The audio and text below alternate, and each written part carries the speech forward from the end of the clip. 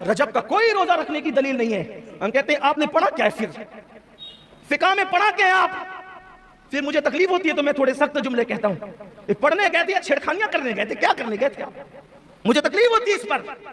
رجب میں کوئی روزہ رکھنا ثابت نہیں ہے. ارے نادان، وما خلقت الجن والانس الا لیعبدون کا مطلب کیا ہے؟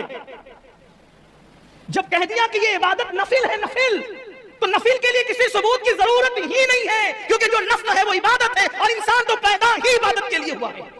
جس دن چاہو روزہ رکھ لو، جس دن چاہے عبادت کر لو، جس دن چاہے نوافل پڑھ لو، اس کے لیے ثبوت کی کیا ضرورت ہے؟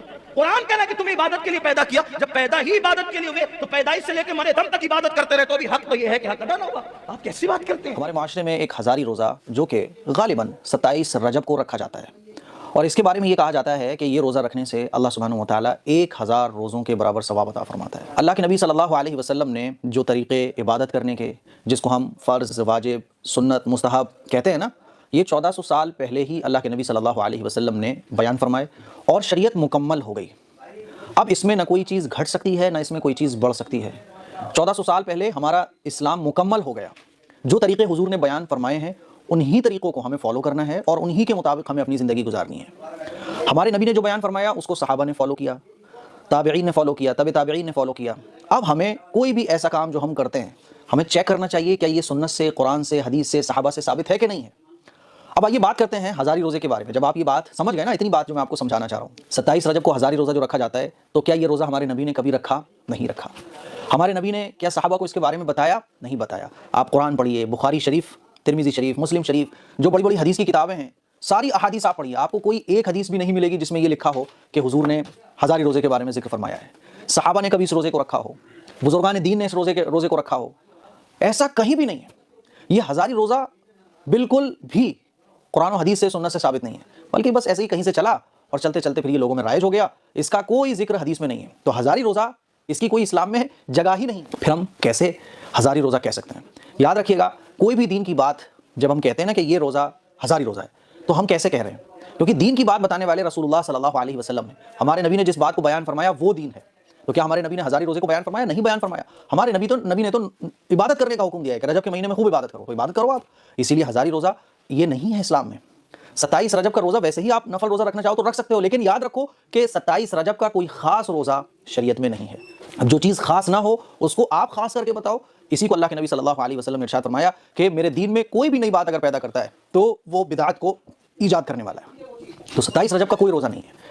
ہزاری روزہ اس کی کوئی جگہ نہیں ہے اسلام میں. اسی لیے ان چیزوں سے بچنے کی کوشش کیجیے. قرآن و حدیث میں جو چیزیں بیان کی گئی ہیں ان چیزوں کو فالو کرنے کی کوشش کیجیے. اب لوگ بولیں گے ارے مفتی صاحب اس میں پرابلم کیا ہے، ایک آدمی روزہ ہی تو رکھ رہا ہے. بھائی اس میں پرابلم یہی ہے کہ جو ہزاری روزہ رکھنے والے ہوتے ہیں وہ اس کو ضروری سمجھ رہے ہوتے ہیں، اور دین کی کوئی بات جو ضروری نہ ہو اس کو ضروری سمجھنا، یہی تو بدعت ہے.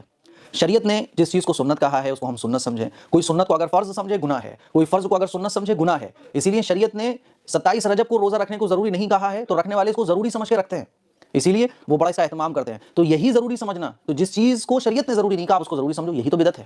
اسی لیے اپنے عقیدے کو صحیح رکھیں، اپنے علم کو صحیح رکھیں. اور اس کا ایک بڑا نقصان یہ ہوگا کہ اگر آپ اپنی اصلاح نہیں کرو گے تو آنے والی جو جنریشن ہماری آئے گی 50 سال بعد، 100 سال بعد، وہ اس کو سنت سمجھے گی. تو جو چیز ابھی سنت نہیں ہے، ہمارے ضروری سمجھنے کی وجہ سے آنے والے کچھ سالوں میں وہ چیز سنت سمجھی جائے گی. ماں عائشہ رضی اللہ عنہا فرماتی ہے، بدعت کے تعلق سے کہتی ہے من عمل عملا لیس علیہ امرنا فهو رد. مسلم کی روایت ہے، رسول نے فرمایا جس نے کوئی ایسا عمل کیا جو ہم نے نہ کیا ہو وہ رد کر دیا جائے گا، وہ مردود ہے. اسی طرح فرماتی ہے آگے مسلم کی روایت ہے من احدث فی امرنا هذا ما ليس منه فهو رد. جس نے ہمارے دین میں کوئی نئی چیز ایجاد کی جو ہم نے نہ کی تھی فهو رد، وہ مردود ہے، وہ دھتکار دیا جائے گا. اور رسول اللہ صلی اللہ علیہ وسلم کی روایت جو نسائی کی اور ابو داؤد کا کچھ حصہ ہے اس کے اندر جو آتا ہے، رسول اللہ صلی اللہ علیہ وسلم نے ایک بار خطبہ دیا. گویا اس خطبے کی جو بات ہے یہ امت کے لیے ایک وصیت نبی کی طرف سے، اگر اس کو سمجھ گئے تو کامیاب ہو گئے.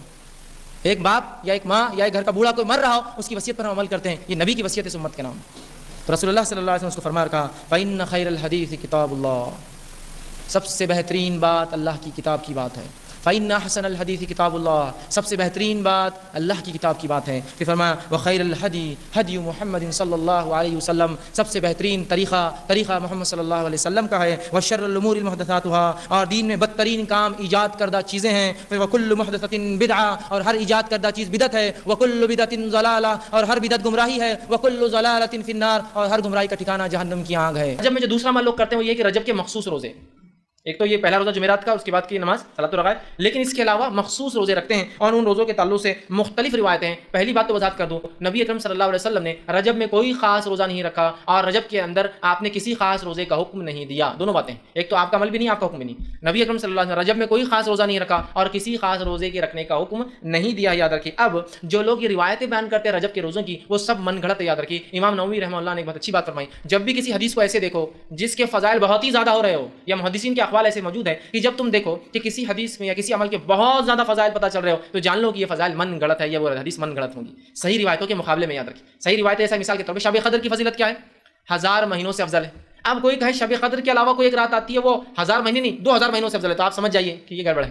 یہ تو ہائیسٹ لیول آف ثواب رات میں جاگنے کا وہ 1000 مہینہ ہے۔ آپ کو کہے ایک رات جاگنے کا روزہ رکھنے کا 120 سال کے گناہ معاف ہوتے ہیں، تو آپ سمجھ جائیے کچھ تو بھی گڑبڑ ہے۔ جس رات کے جاگنے کی بات قرآن کہہ رہا ہے، جس رات کی عبادت کو قرآن 1000 کہہ رہا ہے، اور کوئی 120 سال کہے تو سمجھ جائیے کچھ نہ کچھ، مطلب بہت کثیر ثواب جو کہ صحیح اعمال کے مقابلے میں آ رہا ہے، سمجھ جائیے من گڑت ہے۔ یہ روایت موضوع ہے اور من گڑت ہے۔ امام الجوزی نے اپنی موضوعات، اپنی کتاب الموضوع کے اندر اس کو روایت کیا، اور اکثر محدثین نے اس کو اپنی موضوعات کے اندر روایت کیا کہ یہ روایت صحیح نہیں ہے۔ یہ تو 1000 دن کے روزوں کا ثواب بتایا جا رہا ہے، 2000 دن کے روزے، مطلب 30 دن رکھ لیا تو 3000 ہو گئے، یا 29 کا دن آتا 29000۔ اللاجیکل بات ہے، اس لیے کہ دیگر اعمال پہ، شب قدر پر یا رمضان کے روزوں پر یہ فضائل کی بات نہیں آ رہی، یاد رکھیے۔ اسی لیے میں نے کہا کثرت سے جب فضیلت آئے کسی چیز میں بہت زیادہ جو صحیح کے مقابلے میں ہو، تو سمجھ آئیے کچھ نہ کچھ گڑبڑ آ رہی ہے۔ اور میں نے یہ بھی بتایا کہ کن لوگوں نے بغیر ذمہ داری کے کہانیاں کرائی ہیں، وہ کہانیاں بھی ایکسپوز کی ہیں، ٹھیک ہے، کیونکہ ہم تو انجینئرنگ بھی ساتھ ساتھ کر رہے ہوتے ہیں نا۔ دین صرف اس چیز کا نام نہیں ہے کہ آپ صحیح چیز لوگوں کو بتائیں، دین اس چیز کا بھی نام ہے کہ غلط چیز بھی بتائی جائے۔ اگر آپ غلط چیز نہیں بتائیں گے لوگوں کو کہ یہ غلط ہے، تو صحیح کا صحیح ہونا کیسے پتہ چلے گا؟